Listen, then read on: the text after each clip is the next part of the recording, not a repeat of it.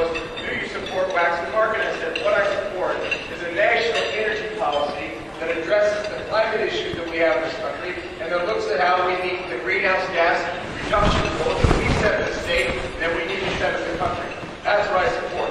Partly, Waxman Martin does not have much significant mention of natural gas as a part of it. There's actually only one place where it's mentioned, and it's about looking at a study in fuel conversion, automobile conversion. That's not nearly the kind of way that we need to incentivize the use of greenhouse gas, or incentivize the use of natural gas to meet these reduction goals. So what I would say to you is that we as people in this country will need to find a way to do the right thing in addressing the reduction of greenhouse gas emissions. We need to work on the balance. And while the creation of the new oil and gas rule is a painful process for a lot of people, it is this template where I believe how we can work together to do the right thing by extracting resources, utilizing resources that are cleaner burning resources, but at the same time say we're going to be stubborn. We're going to be stubborn about protecting air and water, things that mean so much, not just to us, but to our children and to our grandchildren and to their future. We cannot sacrifice our children's future and their quality of life for this lack of deferred gratification on our part by our energy needs of today.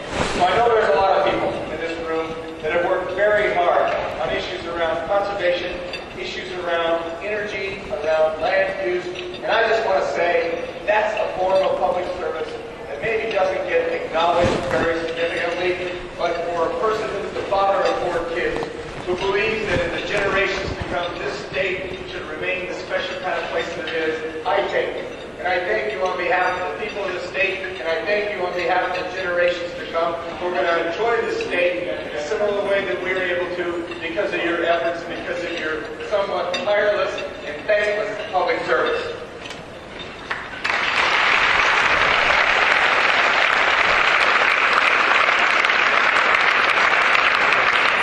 Finally, it is my honor to introduce Robert Kennedy Jr. And I first met Bobby Kennedy Jr. down in Douglas County when he was giving a speech in June of 2005.